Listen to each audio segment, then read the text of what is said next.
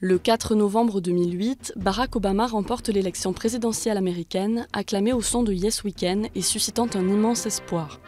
8 ans plus tard, le 44e président et premier président noir des États-Unis laisse un bilan en demi-teinte. Sur le plan économique, il peut se féliciter d'avoir renoué avec la croissance. Début 2009, face à la pire crise financière depuis 1929, il signe un plan de relance de 787 milliards de dollars. La croissance se relève en 2010, puis aussi le tour de 2%.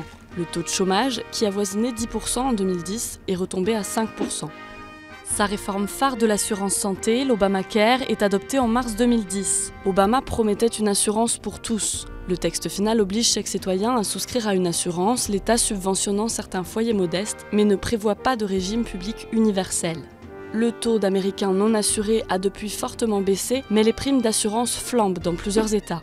Les inégalités se sont accrues et les tensions raciales restent fortes. 13,5% des Américains vivent toujours sous le seuil de pauvreté, avec une disparité entre les populations blanches et noires. La mort de plusieurs Afro-Américains tombés sous les balles des policiers a déclenché des émeutes, comme à Ferguson ou à Baltimore.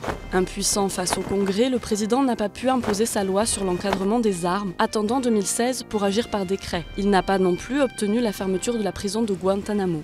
Mais c'est sur le terrain extérieur qu'Obama a été le plus critiqué. En 2013, malgré l'utilisation de l'arme chimique par Bachar al-Assad, qu'il définissait comme une ligne rouge, il renonce à intervenir en Syrie, donnant l'image d'un chef indécis. L'armée prend finalement la tête de la coalition internationale contre le groupe État islamique en 2014. Les soldats américains sont retirés d'Irak en 2011. Des conseillers militaires y sont renvoyés en 2014, mais pas de combattants au sol.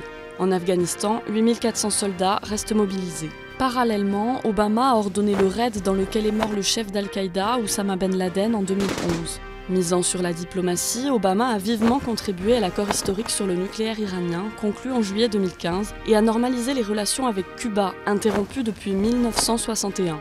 En 2015, il a été salué pour son rôle dans l'accord mondial sur le climat.